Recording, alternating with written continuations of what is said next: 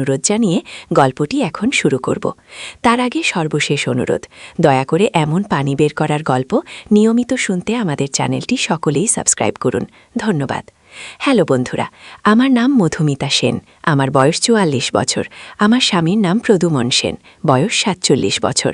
আমাদের ২ সন্তান, অর্জুন আর স্নিগ্ধা। অর্জুন ২১ বছর বয়সী, বিশ্ববিদ্যালয়ে পড়ে। স্নিগ্ধা ১৪ বছর বয়সী, স্কুলে যায়। গত মাসের ঘটনা, প্রদুমন অফিসের কাজে দিল্লি গেছেন ১৫ দিনের জন্য। স্নিগ্ধা নানুর বাড়িতে, শুধু আমি আর অর্জুন বাড়িতে। সেদিন সন্ধ্যার দিকে হঠাৎ করে লোডশেডিং হলো। পুরো এলাকা অন্ধকার হয়ে গেল। আমি মোমবাতি জ্বালিয়ে ঘরে আলো করলাম। অর্জুন এসে আমার পাশে বসল। মোমের মৃদু আলোতে তার মুখটা কেমন সোনালি দেখাচ্ছিল। হঠাৎ সে বলল, মা, এই আলো তুমি কত সুন্দর লাগছ। আমি একটু লজ্জা পেলাম। মোমবাতির শিখা হালকা বাতাসে কাঁপছিল। সে আস্তে করে আমার হাত ধরল। মা, আমি তোমার জন্য একটা মানত করেছি। আমি অবাক হয়ে জিজ্ঞেস করলাম, কি মানত? সে একটু ইতস্তত করে বলল, তোমাকে আমার স্ত্রী হিসাবে পাওয়ার জন্য। আমার হার্টবিট বেড়ে গেল। মোমবাতির মোম গলে টেবিলে পড়ছিল। আমি প্রতিদিন প্রার্থনা করি যেন তুমি আমার প্রস্তাব মেনে নাও। তার গলার স্বর কাঁপছিল।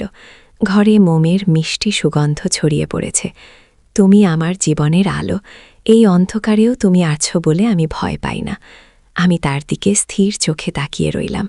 কি বলবো বুঝতে পারছিলাম না। মা, আমি তোমাকে ভালোবাসি। বিয়ে করো আমাকে। মোমবাতির আলো আমাদের দুজনের মুখে নাচছিল। বাইরে ঝিঙি পোকার একটানা ডাক। তার চোখে মোমের আলো প্রতিফলিত হচ্ছিল। আমরা এই মোমবাতির মতোই একসাথে জ্বলব। মোমটা ধীরে ধীরে ছোট হয়ে আসছিল। সময় যেন থেমে গেছে। এই ছোট্ট আলোর বৃত্তে আমি তার কথা শুনে একটু হাসলাম। অর্জুন, তুমি আমার কাছে কি চাও? আসলে সে একটু লাজুক হয়ে বলল, মা, আমি তোমার মতো একটা মেয়েকে বিয়ে করতে চাই। তুমি আমাকে একটা পাত্রী দেখে দাও না। আমি অবাক হয়ে বললাম, ও, তাহলে তুমি আমাকে স্ত্রী বানাতে চাও না, তুমি আমার মতো একজনকে স্ত্রী হিসাবে চাও। সে মাথা নেড়ে বলল, হ্যাঁ মা, আমি চাই আমার স্ত্রী তোমার মতো সুন্দর, বুদ্ধিমতী আর যত্নশীল হোক। আমি স্বস্তির নিঃশ্বাস ফেললাম। তা বলো না কেন সোজাসুজি? আমি তো ভেবেছিলাম। কি ভেবেছিলে মা? কিছু না, এসো আমরা তোমার জন্য একটা ভালো মেয়ে খুঁজে বের করি। হঠাৎ করে বিদ্যুৎ ফিরে এলো। ঘরে আলো জ্বলে উঠল। আমি দুজনেই চোখ টিপে হাসলাম। মা, কাল থেকে আমাদের পাত্রী দেখা শুরু করা যায়। অবশ্যই বাবা, তোমার পছন্দের ধরনটা বলো। সে উৎসাহিত হয়ে বলল, আমি চাই সে তোমার মতো রান্না করতে পারুক, তোমার মতো সুন্দর করে কথা বলুক। আমি মনে মনে ভাবলাম, ভালো ছেলে, আমার এত সহজ ব্যাপারটা এত জটিল করে বলো কেন?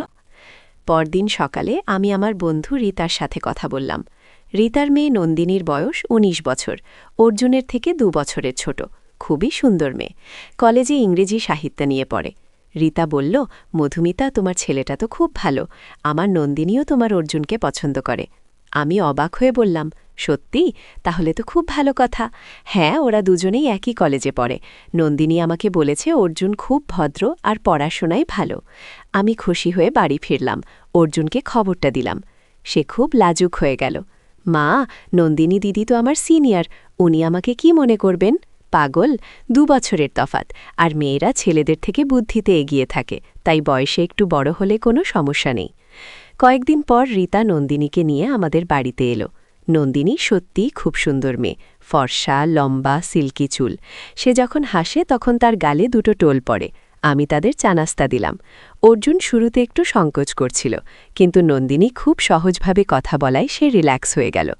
নন্দিনী বলল, আন্টি, আপনার রান্না খুব মজা, আমি শিখতে চাই। আমি বললাম, অবশ্যই বাবা, তুমি যখন চাও এসো, আমি তোমাকে শেখাবো। অর্জুন বলল, দিদি, আপনি কি কি পছন্দ করেন? নন্দিনী হেসে বলল, আমি বই পড়তে ভালোবাসি আর গান শুনতে। তুমি? আমিও বই পড়ি, আর আমি গিটার বাজাতে পারি। সত্যি? একদিন শোনাবে? অবশ্যই। দেখতে দেখতে ওরা দুজনে খুব ভালো বন্ধু হয়ে গেল। প্রতিদিন অর্জুন নন্দিনীর সাথে কলেজে কথা বলে। সে আমাকে নন্দিনীর কথা বলে। কখনো বলে সে কেমন হেসেছে, কখনো বলে সে কি পড়েছে। একদিন অর্জুন আমার কাছে এসে বলল, মা, আমি নন্দিনী দিদিকে প্রপোজ করতে চাই, কিন্তু কিভাবে করুক বুঝতে পারছি না। আমি বললাম, তুমি সরাসরি বলো, মেয়েরা খোলাখুলি কথা পছন্দ করে, কিন্তু মা যদি সে না বলে তাহলে মেনে নিবে, জোর করার কিছু নেই। সপ্তাহ দুয়েক পর অর্জুন খুব খুশি মুখে এসে বলল, মা, নন্দিনী দিদি হ্যাঁ বলেছে। আমি খুশিতে তাকে জড়িয়ে ধরলাম। সত্যি কি বলেছে ও? বলেছে সে আমাকে পছন্দ করে, আর বলেছে বিয়ের জন্য আরও কয়েক বছর অপেক্ষা করতে হবে, আগে পড়াশোনা শেষ করতে হবে। খুব ভালো কথা, তোমরা দুজনে আগে নিজেদের কেরিয়ার ঠিক করো। কিন্তু এখানেই গল্পের মোড় ঘুরে গেল। পরদিন সকালে হঠাৎ করে রীতা আমাদের বাড়িতে এসে হাজির। তার মুখটা খুব চিন্তিত। আমি জিজ্ঞেস করলাম, কি হয়েছে রীতা? সে বলল, মধুমিতা, আমার নন্দিনী গতকাল রাতে বাড়ি ফেরেনি। আমার বুকটা থরফর করে উঠল। মানে কোথায় গেছে? সে বলেছিল কলেজে একটা প্রোগ্রাম আছে, রাত ৮টার মধ্যে ফিরবে, কিন্তু এখনও ফেরেনি, ফোনও ধরছে না। অর্জুন কথাটা শুনে দৌড়ে এসে বলল, আন্টি, কলেজে তো কোনো প্রোগ্রাম ছিল না, আমি যাচাই করে দেখেছি। আমরা সবাই উদ্বিগ্ন হয়ে পড়লাম। রীতা পুলিশে খবর দিল। আমরাও এলাকার সবাইকে জিজ্ঞেস করতে লাগলাম। দুপুরের দিকে একটা অদ্ভুত ফোন এলো রীতার মোবাইলে। ভয়েস চেঞ্জ করা একটা কণ্ঠ বলল, তোমার মেয়ে আমাদের কাছে আছে, ৫ লাখ টাকা চাই। রীতা কাঁদতে শুরু করল। আমি তাকে শান্ত করার চেষ্টা করলাম। অর্জুন বলল, মা, আমাদের কিছু একটা করতে হবে। পুলিশ এসে বলল, আপনারা টাকা দেওয়ার ভান করুন, আমরা ওদের ধরব। কিন্তু রাতে আরেকটা ফোন এলো। এবার বলল, টাকা নিয়ে কাল সকাল 10টায় পুরানো ব্রিজের নিচে আসবে। পুলিশ দেখলে মেয়েকে মেরে ফেলব। আমরা সবাই আতঙ্কিত হয়ে পড়লাম। রীতার কাছে এত টাকা নেই। আমিও সাহায্য করার চেষ্টা করলাম, কিন্তু হাতে এত ক্যাশ নেই। অর্জুন বলল, মা, আমার একটা প্ল্যান আছে, কিন্তু এটা খুব বিপজ্জনক। কি প্ল্যান? আমি একা যাব, টাকার বদলে একটা ব্যাগে পেপার দেব। ওরা চেক করার আগেই নন্দিনী দিদিকে নিয়ে পালাব। না অর্জুন, এটা খুবই রিস্কি। কিন্তু অর্জুন আমার কথা শুনল না। পরদিন সকালে সে একা বেরিয়ে গেল। আমি আর রীতা বাড়িতে বসে অপেক্ষা করতে লাগলাম। 10টার দিকে অর্জুনের ফোন এলো, মা, আমি নন্দিনী দিদিকে পেয়েছি, কিন্তু ওরা আমাদের পিছু নিয়েছে। কোথায় তোমরা এখন? নদীর ধারে একটা পুরানো গোডাউনে লুকিয়ে আছি। কিন্তু মা, এখানে একটা বড় সমস্যা আছে। কি সমস্যা? নন্দিনী দিদি বলছে যে যারা তাকে কিডন্যাপ করেছে তারা আসলে তার নিজের আত্মীয়। আমি স্তব্ধ হয়ে গেলাম। মানে? দিদি বলছে তার চাচা আর চাচাতো ভাই মিলে এই কাজটা করেছে। ওদের টাকার খুব প্রয়োজন। এদিকে রীতা ফোনে সব শুনছিল। সে কাঁদতে শুরু করল। আমার ভাই এমন কাজ করল, আমি বিশ্বাস করতে পারছি না। অর্জুন বলল, মা, এখন আমরা কি করব? ওরা জানে আমরা এখানে আছি। হঠাৎ ফোনের ওপার থেকে চিৎকারের আওয়াজ এলো। তারপর ফোন কেটে গেল। আমি আর রীতা দৌড়ে বেরিয়ে গেলাম।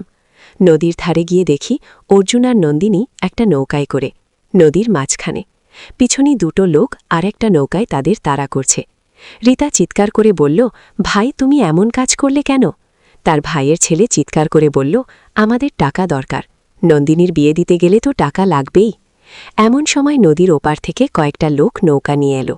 তারা স্থানীয় জেলেদের নেতা। তারা অর্জুন আর নন্দিনীকে সাহায্য করল। জেলেদের নেতা বলল, আমরা সব দেখেছি, পুলিশকে খবর দিয়েছি, ওরা এসে যাবে। কিছুক্ষণ পরেই পুলিশ এসে নন্দিনীর চাচা আর চাচাতো ভাইকে গ্রেফতার করল। নন্দিনী কাঁদতে কাঁদতে তার মায়ের কাছে এলো। রীতা তাকে জড়িয়ে ধরল। অর্জুন বলল, মা, আমি কি ঠিক কাজটা করেছি? আমি তাকে জড়িয়ে ধরে বললাম, হ্যাঁ বাবা, তুমি খুব সাহসের কাজ করেছ। নন্দিনী অর্জুনের কাছে এসে বলল, থ্যাংক ইউ, তুমি আমার জীবন বাঁচিয়েছ। অর্জুন লাজুক হয়ে বলল, এটা আমার দায়িত্ব ছিল। এই ঘটনার পর ওদের মধ্যে সম্পর্ক আরও গভীর হল। রীতা বলল, মধুমিতা, আমি মনে করি ওরা দুজনে একে অপরের জন্য পারফেক্ট। আমিও সেই মতটাই দিলাম। কয়েক মাস পর প্রদ্যুম্ন দিল্লি থেকে ফিরল। আমি তাকে সব কথা বললাম। সে খুব খুশি হল। তোমার ছেলে হিরো হয়ে গেছে দেখছি। হ্যাঁ, আমার গর্ব। একদিন অর্জুন আমার কাছে এসে বলল, মা, আমি নন্দিনী দিদিকে নিয়ে একটা সারপ্রাইজ প্ল্যান করেছি। কি প্ল্যান? ওর জন্মদিনে আমি একটা বিশেষ গিফট দিতে চাই। নন্দিনীর জন্মদিনের দিন অর্জুন একটা সুন্দর গোলাপের তোড়া নিয়ে গেল, সাথে একটা চিঠি। নন্দিনী চিঠিটা পড়ে কাঁদতে শুরু করল। অর্জুন খাবকিয়ে বলল, কি হয়েছে? কিছু ভুল লিখেছি? নন্দিনী মাথা নেড়ে বলল, না, খুব সুন্দর লিখেছ। আমি খুশির কান্না কাঁদছি। চিঠিতে অর্জুন লিখেছিল, প্রিয় নন্দিনী, তুমি আমার জীবনে আলো নিয়ে এসেছ। যেদিন প্রথম তোমাকে দেখেছি সেদিন থেকেই বুঝে গেছি তুমি আমার জন্য। তোমার হাসি আমার দিন সুন্দর করে দেয়, তোমার কথা আমার রাত ভালো করে দেয়। আমি জানি আমরা এখনো অনেক ছোট, কিন্তু আমি তোমার জন্য অপেক্ষা করব, যতদিন লাগে। আমি তোমাকে খুশি রাখার প্রতিজ্ঞা করছি। ভালোবাসায়, অর্জুন। নন্দিনী বলল, আমিও তোমার জন্য অপেক্ষা করব। দুই পরিবার মিলে ওদের বাগদান করিয়ে দিলাম। ছোট্ট একটা অনুষ্ঠান, শুধু আত্মীয় স্বজন। বাগদানের দিন নন্দিনী খুব সুন্দর লাগছিল, লাল বেনারসি শাড়ি পরেছিল। অর্জুনও খুব হ্যান্ডসাম লাগছিল।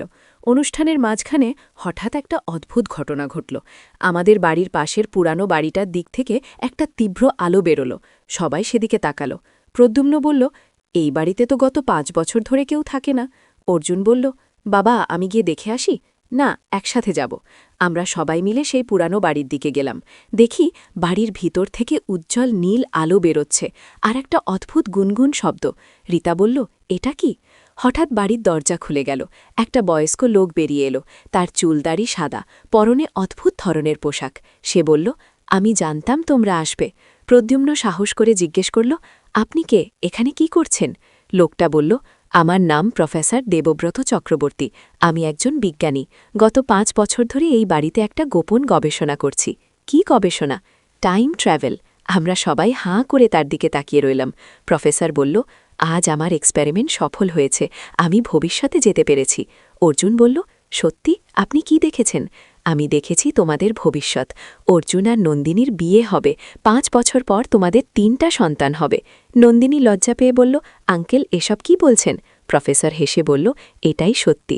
আর মধুমিতা, তোমার স্বামী একটা বড় প্রমোশন পাবে। তোমরা নতুন বাড়িতে উঠবে। প্রদ্যুম্ন বলল, এসব তো অবিশ্বাস্য লাগছে। বিশ্বাস না হলে দেখো। প্রফেসর আমাদের ভিতরে নিয়ে গেল। বাড়ির ভিতরটা দেখে আমরা অবাক। চারপাশে অদ্ভুত সব যন্ত্রপাতি। মাঝখানে একটা বট কাচের চেম্বার, তার ভিতর নীল আলো জ্বলছে। প্রফেসর বলল, এটা আমার টাইম মেশিন। এর মাধ্যমে আমি অতীত আর ভবিষ্যতে যেতে পারি। অর্জুন উৎসাহিত হয়ে বলল, আমরাও কি যেতে পারব? পারবে, কিন্তু একটা শর্ত আছে। তোমরা অতীতে বা ভবিষ্যতে কিছু পরিবর্তন করতে পারবে না, শুধু দেখতে পারবে। আমি বললাম, এটা কি নিরাপদ? সম্পূর্ণ নিরাপদ। আমি নিজে শতবার পরীক্ষা করেছি। আমরা সবাই একসাথে মেশিনে ঢুকলাম। প্রফেসর কিছু বাটন চাপল। হঠাৎ চারপাশে নীল আলো জ্বলে উঠল। একটা অদ্ভুত ঝনঝনানি অনুভব হল। পর মুহূর্তেই আমরা দেখতে পেলাম আমরা 5 বছর পরের ভবিষ্যতে।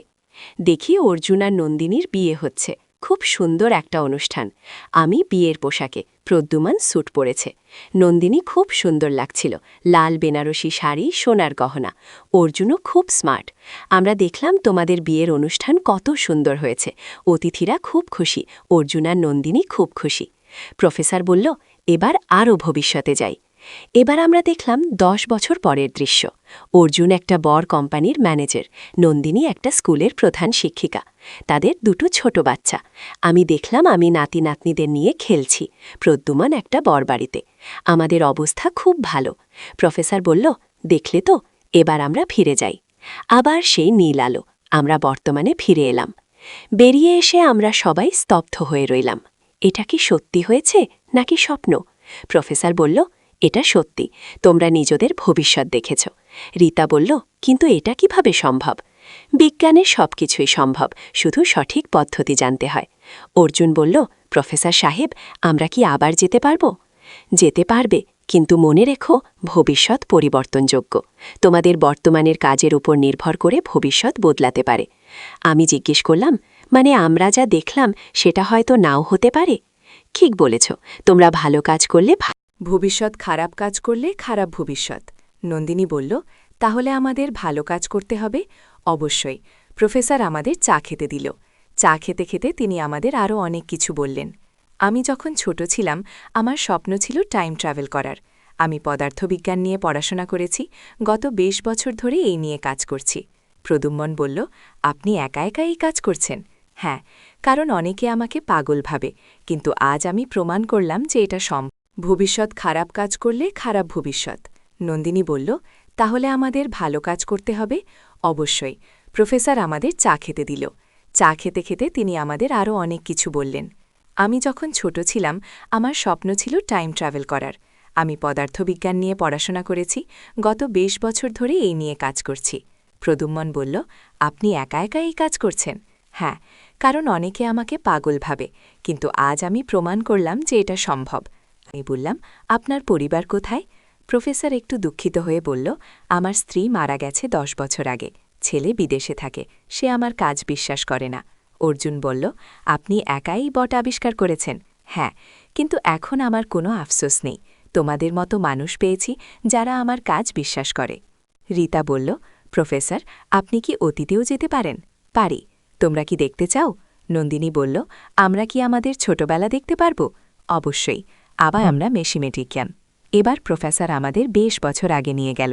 দেখি, আমি তখন ২৪ বছরের যুবতী। প্রদুম্যনের সাথে আমার বিয়ে হয়েছে মাত্র ২ বছর। অর্জুন তখন ১ বছরের বাচ্চা। আমি দেখলাম আমি কত যত্ন করে অর্জুনকে বট করছি, রাত দিন তার দেখাশোনা করছি। অর্জুন বলল, মা, আমি তখন কত ছোট ছিলাম।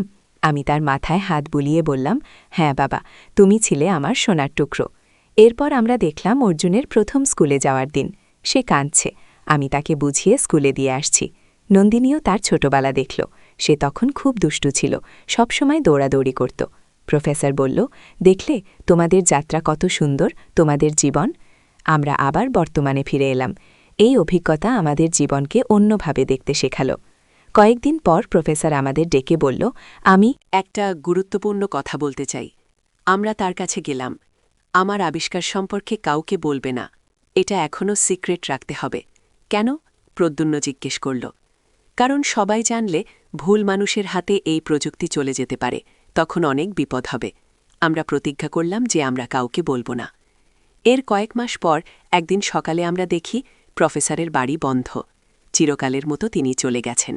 একটা চিঠি রেখে গেছেন, তাতে লেখা, প্রিয় বন্ধুরা, আমার কাজ শেষ, আমি অন্য জগতে চলে যাচ্ছি। তোমাদের সাথে পরিচয় আমার জীবনের সবচেয়ে সুন্দর স্মৃতি। অর্জুন আর নন্দিনী, তোমাদের ভালোবাসা সত্যিকারের, এটাকে লালন করো। মধুমিতা আর প্রদ্যুম্ন, তোমরা আদর্শ পিতামাতা, তোমাদের সন্তানরা ভাগ্যবান। রীতা, তুমি একজন ভালো মা, তোমার মেয়ে তোমার গর্ব। আমার টাইম মেশিনটা ধ্বংস করে দিয়েছি, এই প্রযুক্তি এখনও পৃথিবীর জন্য প্রস্তুত নয়। তোমাদের সবার শুভকামনায়, প্রফেসর দেবব্রত চক্রবর্তী। আমরা চিঠিটা পড়ে খুব আবেগপ্রবণ হয়ে পড়লাম। প্রফেসর সত্যিই একজন মহান মানুষ ছিলেন। এরপর আমাদের জীবন স্বাভাবিক হয়ে গেল। অর্জুন আর নন্দিনী দুজনেই পড়াশোনা মন দিল। তারা প্রতিজ্ঞা করল যে তারা নিজেদের ক্যারিয়ার প্রতিষ্ঠিত করে তবেই বিয়ে করবে। প্রদ্যুম্ন সত্যিই প্রমোশন পেল। আমরা নতুন একটা বাড়িতে উঠলাম। স্নিগ্ধাও ও নানুর বাড়ি থেকে ফিরে এলো। ১ বছর পর একদিন অর্জুন আমার কাছে এসে বলল, মা, নন্দিনী দিদি আর আমি একটা সামাজিক কাজ শুরু করতে চাই। কী ধরনের কাজ? আমরা এলাকার গরিব ছেলেমেয়েদের বিনামূল্যে পড়াতে চাই। আমি খুব খুশি হলাম। খুব ভালো পরিকল্পনা, আমিও সাহায্য করব। নন্দিনী বলল, আন্টি, আমরা একটা ছোট লাইব্রেরিও বানাতে চাই। চমৎকার আইডিয়া। আমরা মিলে একটা ছোট স্কুল খুললাম। অর্জুন গণিত পড়ায়, নন্দিনী ইংরেজি পড়ায়, আমি রান্না শেখাই, প্রদ্যুম্ন বিজ্ঞান পড়ায়। ধীরে ধীরে আমাদের স্কুলের নাম ছড়িয়ে গেল। অনেক বাচ্চা আসতে শুরু করল। ২ বছর পর অর্জুন গ্র্যাজুয়েশন শেষ করল, নন্দিনীও। তারা দুজনেই খুব ভালো রেজাল্ট করল। অর্জুন একটা ভালো চাকরি পেল, নন্দিনীও। আরও ২ বছর পর তারা আমাদের কাছে এসে বলল, আমরা বিয়ে করতে চাই। আমি আর রীতা খুশিতে কেঁদে ফেললাম। বিয়ের দিন আমার মনে পড়ল প্রফেসরের কথা। তিনি সত্যি সব ঠিক বলেছিলেন। বিয়ের অনুষ্ঠান ঠিক যেমনটা আমরা ভবিষ্যতে দেখেছিলাম তেমনই হল। নন্দিনী দেখতে রাজকন্যার মতো লাগছিল, অর্জুনও খুব হ্যান্ডসাম। বিয়ের পর তারা আমাদের কাছেই একটা ফ্ল্যাট নিল, প্রতিদিন আসায় আওয়া। ১ বছর পর নন্দিনী প্রেগনেন্ট হল। আমরা সবাই খুব খুশি। ৯ মাস পর একটা সুন্দর বাচ্চা হল, ছেলে। নাম রাখলাম অভিক। অভিক খুব কিউট বাচ্চা। আমি সারা দিন তার সাথে খেলি। নন্দিনী বলে, মা, অভিক তোমার কাছে থাকলে খুব শান্ত থাকে। আরও ২ বছর পর আরেকটা বাচ্চা হল, এবার মেয়ে। নাম রাখলাম অনিকা। অনিকা জন্মের পর থেকেই খুব দুষ্টু, সবসময় হাসে, খেলা করে। আমার ২ নাতি নাতনি নিয়ে আমার দিন খুব ভালো কাটে। অর্জুন অফিস থেকে ফিরে এসে বাচ্চাদের নিয়ে খেলে। প্রদ্যুম্ন আরও একটা প্রমোশন পেল। আমরা আরও বড় বাড়িতে উঠলাম। ১ বছর পর আবার নন্দিনী প্রেগনেন্ট হল। এবার আরেকটা ছেলে হল। নাম রাখলাম অর্ক। এখন আমাদের ৩টে নাতি নাতনি। আমার দিন খুব ব্যস্ত যায় তাদের নিয়ে। স্নিগ্ধাও এখন বিশ্ববিদ্যালয়ে পড়ে। সেও একটা ভালো ছেলের সাথে পরিচিত হয়েছে। একদিন সে আমার কাছে এসে বলল, দিদি, আমিও অর্জুন ভাইয়ার মতো একটা ভালো ছেলে পেয়েছি। আমি খুশি হয়ে বললাম, কে সে? ওর নাম সৌরভ, আমাদের ক্লাসমেট, খুব ভালো ছেলে। তাহলে তো ভালো, আমাদের সাথে পরিচয় করিয়ে দাও। সৌরভকে দেখে আমার খুব ভালো লাগল। সে খুব ভদ্র আর মার্জিত ছেলে। প্রদ্যুম্ন তাকে পছন্দ করল। কয়েক মাস পর স্নিগ্ধা আর সৌরভেরও বাগদান হল। আমি মনে মনে প্রফেসরকে ধন্যবাদ দিলাম। তিনি আমাদের ভবিষ্যৎ দেখিয়ে আমাদের অনুপ্রেরণা দিয়েছিলেন। এখন আমাদের পরিবার খুব বড়, সবাই খুব খুশি। আমাদের সেই স্কুলটাও এখন অনেক বড় হয়েছে। শত শত বাচ্চা পড়তে আসে। অর্জুন এখন ওই স্কুলের প্রিন্সিপাল, নন্দিনী হেড টিচার, আমি আর প্রদুম্নু ভলেন্টিয়ার হিসেবে কাজ করি। স্নিগ্ধা আর সৌরভ পড়াশোনা শেষ করে আমাদের স্কুলে যোগ দিয়েছে। মাঝে মাঝে আমার মনে প্রফেসরের কথা পড়ে। তিনি কেমন আছেন, কোথায় আছেন? একদিন আমি সেই পুরানো বাড়িটার পাশ দিয়ে যাচ্ছিলাম। হঠাৎ দেখি একটা ছোট্ট বাচ্চা কাঁদছে। আমি কাছে গিয়ে জিজ্ঞেস করলাম, কি হয়েছে বাবা? বাচ্চাটা বলল, আমি রাস্তা হারিয়ে ফেলেছি, আমার মা কোথায়? আমি তাকে কোলে নিয়ে বললাম, চিন্তা করো না, আমি তোমার মাকে খুঁজে দেব। এলাকায় খোঁজখবর নিয়ে জানলাম বাচ্চাটার নাম সোহম। তার মা একটা দর্জির দোকানে কাজ করে। আমি বাচ্চাটাকে তার মায়ের কাছে পৌঁছে দিলাম। মা কাঁদতে কাঁদতে বলল, দিদি, আপনি আমার সন্তানকে বাঁচিয়েছেন। আমি বললাম, এটা আমার দায়িত্ব ছিল। এই ঘটনার পর আমার মনে হলো আমরা যে স্কুল করেছি সেটা আরও বড় করতে হবে, আরও বেশি বাচ্চাকে সাহায্য করতে হবে। আমি প্রদুম্নর সাথে আলোচনা করলাম। সে বলল, তোমার আইডিয়া খুব ভালো, আমরা একটা বড় প্রজেক্ট নিতে পারি। আমরা স্থানীয় সরকারের সাথে যোগাযোগ করলাম। তারাও আমাদের সাহায্য করার প্রতিশ্রুতি দিল। 6 মাস পর আমাদের নতুন স্কুল বিল্ডিং তৈরি হলো। এখন 500 বাচ্চা পড়তে আসে। অর্জুন বলল, মা, আমাদের স্বপ্ন পূরণ হয়ে যাচ্ছে। নন্দিনীও বলল, আন্টি, আমরা আরও বড় পরিকল্পনা করতে পারি। আমি বললাম কি, আমরা একটা হোস্টেল বানাক। আল্লাহর রহমত, একটি ইসলামিক গল্প। প্রথম অধ্যায়, পরীক্ষার সূচনা। একটি ছোট্ট গ্রামে এক দরিদ্র কৃষক পরিবার বাস করত। পরিবারের কর্তা ছিলেন একজন ধর্মপ্রাণ মুসলিম, যিনি 5 ওয়াক্ত নামাজ আদায় করতেন এবং সর্বদা আল্লাহর ওপর ভরসা রাখতেন। তার স্ত্রী ছিলেন একজন সৎ ও পরহেজগার মহিলা, যিনি সংসারের কাজের পাশাপাশি কোরআন তিলাবাত করতেন এবং জিকির করতেন। তাদের 3টি সন্তান ছিল, 2টি ছেলে আর 1টি মেয়ে। সবচেয়ে বড় ছেলেটি ছিল খুবই মেধাবী এবং ধর্মীয় শিক্ষায় আগ্রহী। সে প্রতিদিন ফজরের নামাজের পর কোরআন তিলাবাত করত এবং হাদিস শরীফ পড়ত।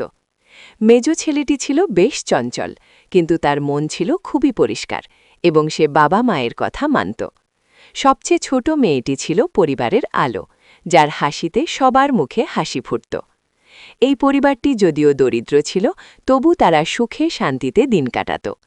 কৃষকটি তার ছোট্ট জমিতে ধান, গম এবং সবজি চাষ করত। ফসল ভালো হলে পরিবারের খরচ চলত, আর কিছু বাঁচলে তা দিয়ে দরিদ্রদের সাহায্য করত। কারণ সে জানত যে আল্লাহ তাআলা বলেছেন, তোমরা যা আল্লাহর পথে ব্যয় করো তিনি তার চেয়ে ভালো প্রতিদান দেন গো। দ্বিতীয় অধ্যায়, পরীক্ষার কঠিনতম সময়। পরের বছর সত্যিই ভয়াবহ খরা নামল। আকাশে মেঘের দেখা নেই, নদীনালা শুকিয়ে গেল, কুয়ার পানি নেমে গেল, ফসল শুকিয়ে যেতে লাগল। গ্রামের অনেক পরিবার দুর্ভিক্ষের মুখোমুখি হল। কৃষকের পরিবারেও খাদ্যের অভাব দেখা দিল, কিন্তু তারা কখনো হাল ছাড়ল না। প্রতিদিন তারা একসাথে নামাজ পড়ত এবং আল্লাহর কাছে দোয়া করত। বড় ছেলেটি তার বাবাকে জিজ্ঞাসা করল, বাবা, আল্লাহ কেন আমাদের এই কষ্ট দিচ্ছেন? বাবা ধৈর্য সহকারে বলল, বেটা, আল্লাহ তাআলা আমাদেরকে পরীক্ষা করেন। তিনি কোরআনে বলেছেন, আমি অবশ্যই তোমাদেরকে কিছু ভয়, ক্ষুধা এবং জানমাল ও ভলসলের ক্ষতি দ্বারা পরীক্ষা করব। আর ধৈর্যশীলদের সুসংবাদ দাও। এই কষ্ট আমাদের ধৈর্যের পরীক্ষা। আমরা যদি সবর করি এবং আল্লাহর উপর ভরসা রাখি, তাহলে তিনি আমাদের জন্য এর চেয়ে ভালো কিছু রেখেছেন। গুণ দিন যেতে থাকল। পরিবারের খাবারের পরিমাণ কমতে থাকল, কিন্তু তারা কখনো কোনো অভিযোগ করল না, বরং আরও বেশি করে আল্লাহর জিকির করতে থাকল। মা তার সন্তানদের বলত, আল্লাহ তাআলা বলেছেন, ধৈর্যের সাথে নামাজ ও জিকিরের মাধ্যমে সাহায্য চাও। আমরা যত কষ্টেই থাকি না কেন, আল্লাহর ইবাদত ছাড়ব না। একদিন পরিবারের খাবার প্রায় শেষ হয়ে এলো। বাড়িতে শুধু 1 মুঠো চাল বাকি ছিল। কৃষক তার স্ত্রীকে বলল, এই চাল দিয়ে একটু পায়েস বানাও, আমরা সবাই মিলে ভাগ করে খাব। ঠিক সেই সময় দরজায় কেউ একজন কড়া নাড়ল। দরজা খুলে দেখা গেল এক অভুক্ত পথিক দাঁড়িয়ে আছে। তার চোখে মুখে ক্ষুধার ছাপ। সে অনুনয় করে বলল, আমি 3 দিন ধরে খাইনি, আপনাদের কাছে যদি একটু খাবার থাকে। কৃষক একটু দ্বিধা না করে বলল, আসুন ভিতরে, আমাদের কাছে যা আছে তা দিয়েই আপনাকে খাওয়াবো। স্ত্রী সেই 1 মুঠো চাল দিয়ে পায়েস বানিয়ে মেহমানকে খাওয়ালো। পথিক তৃপ্তি সহকারে খেয়ে দোয়া দিল এবং চলে গেল। রাতে পরিবারের সকলে উপস্থিত থাকল, কিন্তু কেউ অভিযোগ করল না। তারা জানো যে মেহমানদারি করা একটি মহান ইবাদত। ৩য় অধ্যায়, প্রথম আশার আলো। পরদিন ভোরে কৃষক যখন তার ছোট্ট জমিটি দেখতে গেল, তখন একটি অবিশ্বাস্য দৃশ্য দেখল। তার শুকনো জমির এক কোণায় একটি ছোট্ট ঝর্ণা বইতে শুরু করেছে। স্বচ্ছ পানি মাটি ভেদ করে বেরিয়ে আসছে। সে দৌড়ে বাড়িতে গিয়ে স্ত্রী ও সন্তানদের ডাকল। সবাই এসেই অলৌকিক দৃশ্য দেখল। তারা সবাই আল্লাহর শুকরিয়া আদায় করল। কৃষক বলল, আল্লাহু আকবার, আল্লাহর কুদরাত দেখ। তিনি বলেছেন, তোমরা আমাকে স্মরণ করো, আমিও তোমাদের স্মরণ রাখব। এই পানি দিয়ে তারা প্রথমে অজু করে নামাজ পড়ল। তারপর সবাই মিলে পানি পান করল এবং কিছু ফসলে সেচ দিল। খবরটি গ্রামে ছড়িয়ে পড়ল। গ্রামের মানুষেরা এসে দেখল এবং বিস্মিত হল। কেউ কেউ বলল, এটা তো বিস্ময়কর, এত খরার মধ্যে এখানে পানি এলো কিভাবে? কৃষক বিনয়ের সাথে বলল, এটা আল্লাহর রহমত, আমরা শুধু তার উপর ভরসা রেখেছি এবং সাবার করেছি।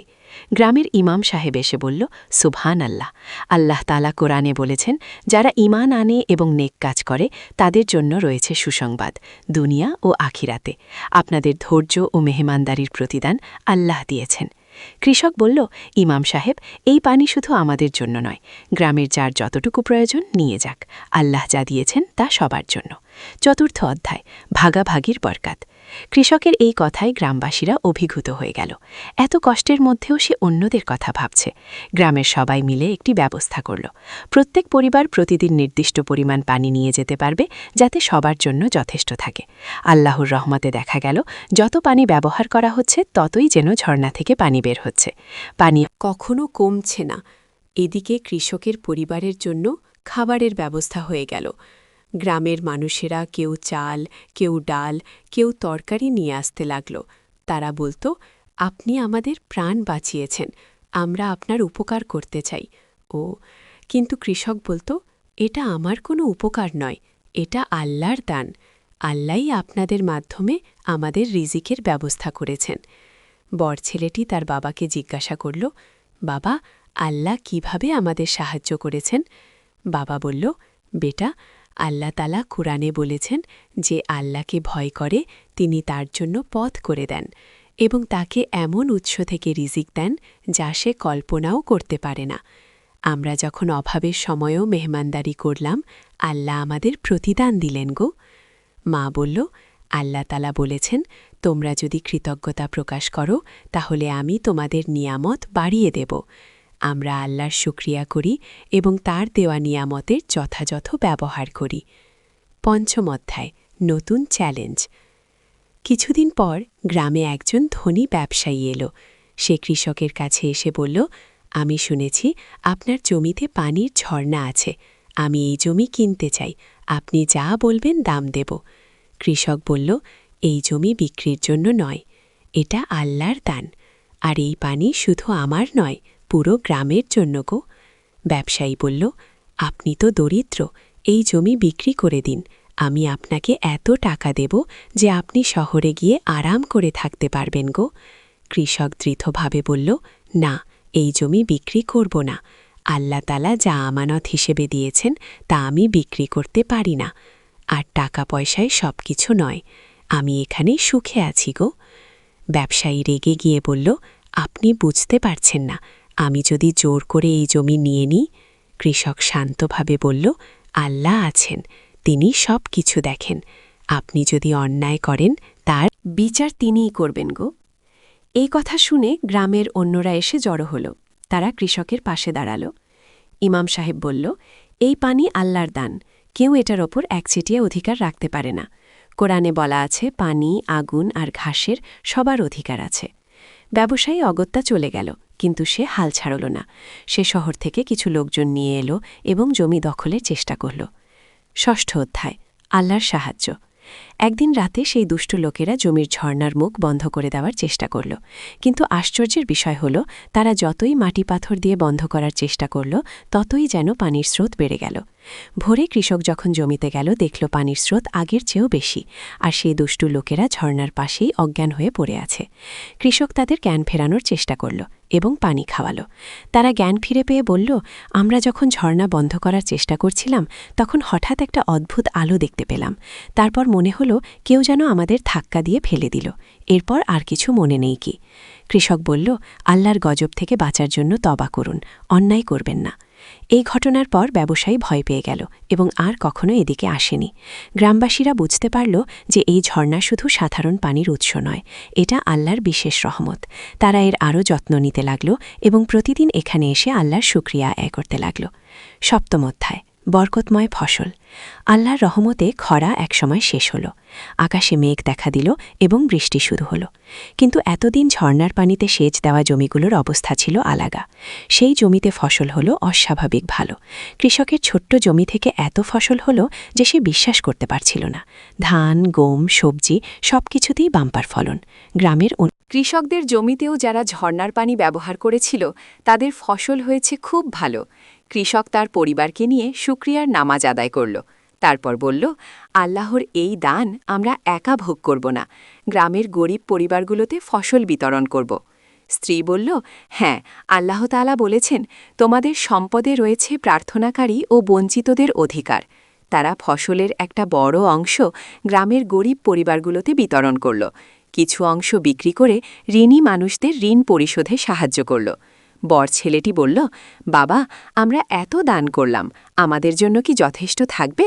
বাবা হেসে বলল, বেটা, আল্লাহর কাছে যা আছে তা কখনো শেষ হয় না। তিনি বলেছেন, তোমরা আল্লাহর পথে যা ব্যয় করো তার প্রতিদানে তিনি তোমাদের আরও দেবেন। অষ্টম অধ্যায়, গানের সন্ধানে। ভালো ফসলের বরকতে কৃষকের পরিবারের অবস্থা আগের চেয়ে ভালো হল। এখন তারা নিয়মিত খেতে পারছে এবং কিছু সঞ্চয় হচ্ছে। বর ছেলেটি তার বাবার কাছে এসে বলল, বাবা, আমি দ্বীনি ইলম শিখতে চাই। শহরে একটি মাদ্রাসা আছে যেখানে কোরআন, হাদিস শেখানো হয়। কৃষক খুশি হয়ে বলল, এটা তো খুব ভালো কথা। রাসূল শাহ বলেছেন, জ্ঞান অর্জন করা প্রত্যেক মুসলিম নরনারীর ওপর ফরজ। তুমি যাও, ইলম শেখো। মা বলল, কিন্তু তোমার খরচ কিভাবে হবে? বাবা বলল, আল্লাহ যিনি এত দিয়েছেন তিনি এর ব্যবস্থাও করে দেবেন। আমরা যা পারি সাহায্য করব। বর ছেলেটি মাদ্রাসায় ভর্তি হল।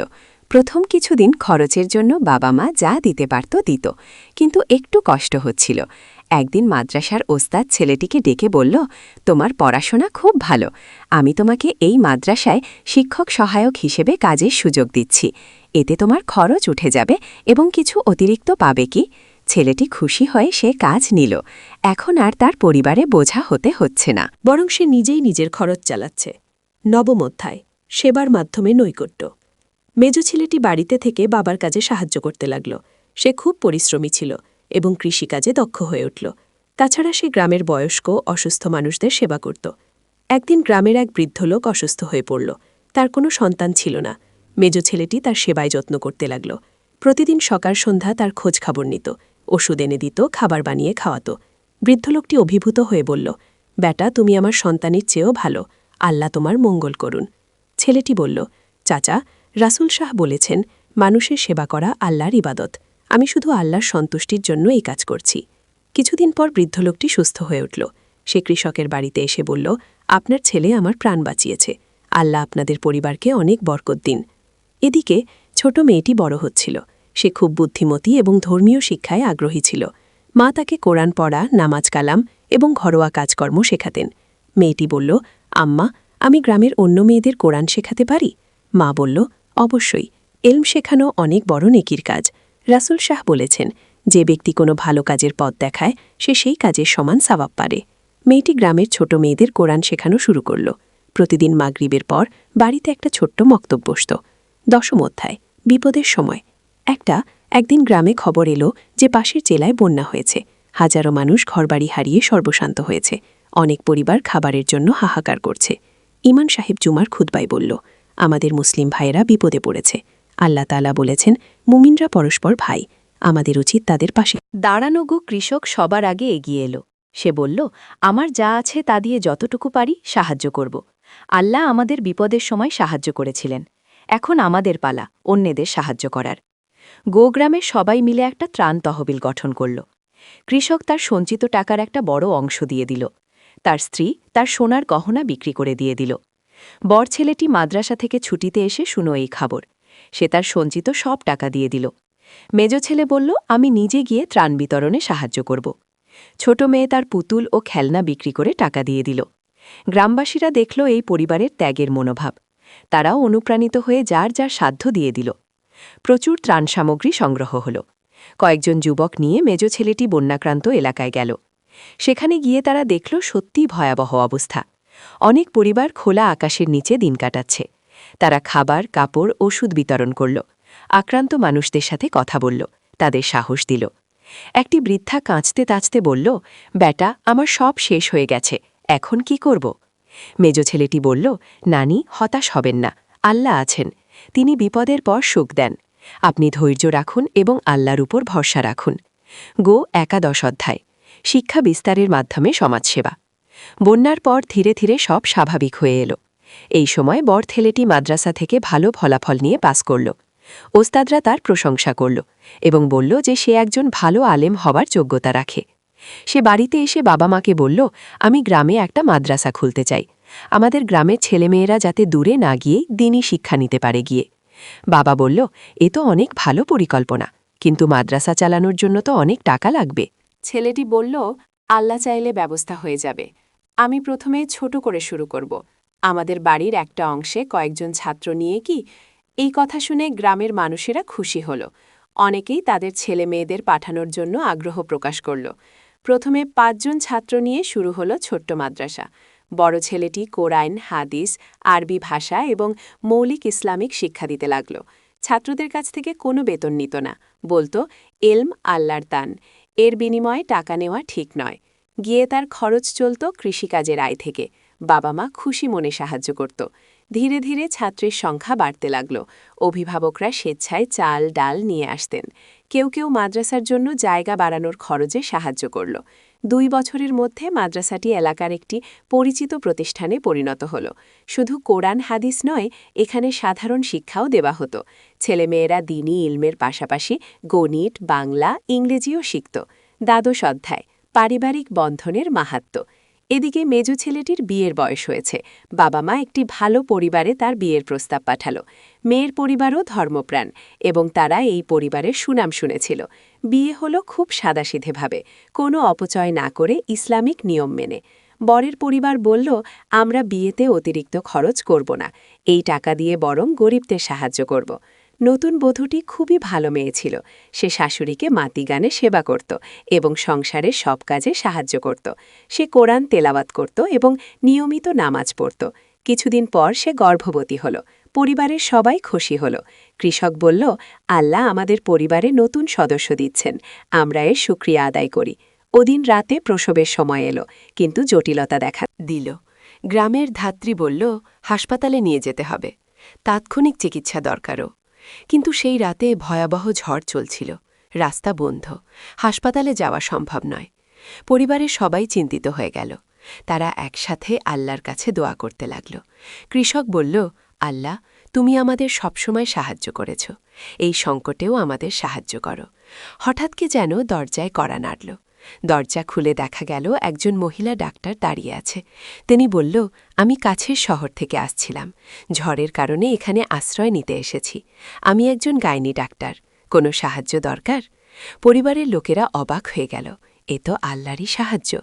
ডাক্তার সাহেবা রোগীকে দেখল এবং সফল অপারেশনের মাধ্যমে একটি সুস্থ ছেলের সন্তানের জন্ম দিলেন। মা ও শিশু দুজনেই সুস্থ ছিল। পরিবারের সবাই কৃতজ্ঞতায় আল্লাহর শুকরিয়া আদায় করল। ডাক্তার সাহেবা বলল, আল্লাহর রহমতে সব ঠিক হয়েছে, আমি যেন এক সময় মোটে এসে। কৃষক বলল, এ শুধু কাকতালীয় নয়, এ আল্লাহর বিশেষ রহমত।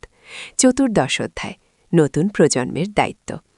ছোট নাতি বড় হতে লাগল। সে খুবই বুদ্ধিমান এবং প্রাণবন্ত ছিল। দাদার কোলে বসে কোরআনের আয়াত শুনত এবং নকল করার চেষ্টা করত। একদিন সে দাদাকে জিজ্ঞাসা করল, দাদু, আপনি সবসময় আল্লাহর কথা বলেন কেন? দাদা বলল, বাবা, আল্লাহই আমাদের সবকিছু দিয়েছেন, আমাদের জীবন, স্বাস্থ্য, খাবার, ঘরবাড়ি সব তার দান। আমাদের উচিত তার শুকরিয়া করা এবং তার কথা মনে রাখা গো। নাতি বলল, আমিও তাহলে আল্লাহর কথা মনে রাখব গো। দাদা তাকে কোলে নিয়ে বলল, হ্যাঁ বাবা, আর তুমি যখন বড় হবে তখন অন্য মানুষদের সাহায্য করবে, আল্লাহর পথে কাজ করবে গো। এদিকে ছোট মেয়েটিও বিয়ের বয়স হয়েছে, তার জন্য একটি ভালো পাত্র পাওয়া গেল। ছেলেটি মাদ্রাসায় পড়ালেখা করেছে এবং একটি ইসলামী ব্যাংকে চাকরি করে। মেয়ের বিয়েও খুব সাদাসিধেভাবে হল। বরপক্ষ কোনো যৌতুক চায়নি, বলেছিল আমরা মেয়ে চাই, টাকা পয়সা নয় গিয়ে। বিয়ের পর মেয়েটি তার স্বামীর সাথে শহরে চলে গেল, কিন্তু নিয়মিত বাবা মায়ের সাথে যোগাযোগ রাখত এবং মাঝে মাঝে বাড়িতে আসত। সে তার নতুন এলাকাতেও ইসলামিক শিক্ষা বিস্তারের কাজ শুরু করল, মহিলাদের কোরআন শেখানো এবং ইসলামিক আদর্শের পথে চলতে উৎসাহিত করত। চতুর্দশ অধ্যায়, সমাজের প্রতি দায়বদ্ধতা। বছরের পর বছর কেটে গেল। কৃষক এখন বৃদ্ধ হয়েছে, তার চুল পেকে গেছে, শরীর দুর্বল হয়েছে, কিন্তু তার ঈমান ও আল্লাহের প্রতি ভালোবাসা আরও বেড়েছে। গ্রামে এখন অনেক উন্নতি হয়েছে। সেই ঝর্ণার কারণেই গ্রামটি এলাকায় পরিচিত হয়ে গেছে। অনেক মানুষ দূর থেকে এসে এই বরকতময় পানি নিয়ে যায়। কৃষকের বর ছেলে এখন একজন পরিচিত আলেম। তার মাদ্রাসা থেকে অনেক ভালো ছাত্র বের হয়েছে। তারা দেশের বিভিন্ন জায়গায় ইসলামের সেবা করছে। মেজ ছেলে এখন একজন সফল কৃষক। সে নতুন নতুন পদ্ধতিতে চাষাবাদ করে এবং অন্য কৃষকদের শেখায়। তার 3টি সন্তান হয়েছে, 2টি ছেলে আর একটি মেয়ে। একদিন গ্রামে খবর এলো সরকার এই এলাকায় একটি বটকারখানা করবে। এতে গ্রামের মানুষের কাজের সুযোগ হবে এবং এলাকার উন্নতি হবে। কিন্তু সমস্যা হল, এই কারখানা হলে পরিবেশের ক্ষতি হবে, ঝর্ণার পানি দূষিত হতে পারে। গ্রামবাসীরা দ্বিধায় পড়ে গেল। একদিকে চাকরি ও অর্থনৈতিক উন্নতি, অন্যদিকে পরিবেশ রক্ষা। কৃষক একটি গ্রাম্য সভা ডাকল। সে বলল, আল্লাহ আমাদের যে নিয়ামত দিয়েছেন তা রক্ষা করা আমাদের দায়িত্ব।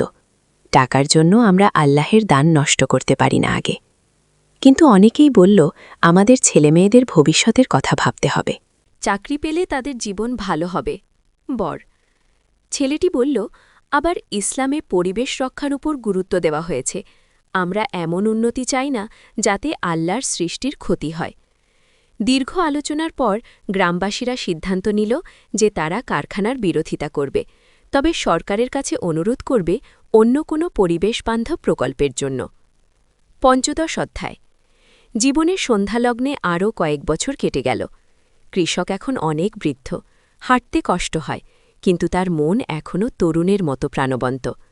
সে প্রতিদিন নিয়মিত নামাজ পড়ে এবং কুরআন তেলাওয়াত করে। তার স্ত্রীও অসুস্থ হয়ে পড়েছে, কিন্তু তারা দুজনেই আল্লাহর কাছে কৃতজ্ঞ। তারা বলে, আল্লাহ আমাদের এত সুন্দর জীবন দিয়েছেন, আমাদের সন্তানরা ভালো পথে আছে, আর কি চাই। একদিন রাতে কৃষক স্বপ্ন দেখল। তিনি দেখলেন একটি সুন্দর বাগান, যেখানে স্বচ্ছ পানির ঝর্ণা বইছে। সেখানে একটি কণ্ঠস্বর বলল, তুমি দুনিয়ায় আমার উপর ভরসা রেখেছ এবং আমার সৃষ্টির সেবা করেছ। আখিরাতে তোমার জন্য এর চেয়েও ভালো পুরস্কার অপেক্ষা করছে। গিয়ে ঘুম থেকে উঠে কৃষক খুব খুশি হল। সে তার স্ত্রীকে স্বপ্নের কথা বলল। স্ত্রী বলল, আলহামদুলিল্লাহ, এ তো আল্লাহর পক্ষ থেকে সুসংবাদ। পরদিন সকালে কৃষক তার সব ছেলেমেয়েকে ডেকে বলল, আমার জীবনে সন্ধ্যা এসে যাচ্ছে, আমি তোমাদের কিছু উপদেশ দিতে চাই। ও, সবাই বাবার চারপাশে বসো। কৃষক বলল, প্রথমত সর্বদা আল্লাহর উপর ভরসা রাখবে। দুনিয়ার কোনো বিপদাপদ্যে হতাশ হবে না। আল্লাহ সবসময় তার বান্দাদের সাথে আছেন। দ্বিতীয়ত, সৎ পথে চলবে। মিথ্যা, অন্যায়, দুর্নীতির পথে কখনো যাবে না। ইসলামের আদর্শ অনুসরণ করবে। তৃতীয়ত, গরিব, অসহায় এদের সাহায্য করবে। আল্লাহ তোমাদের যা দিয়েছেন তা দিয়ে অন্যদের উপকার করবে।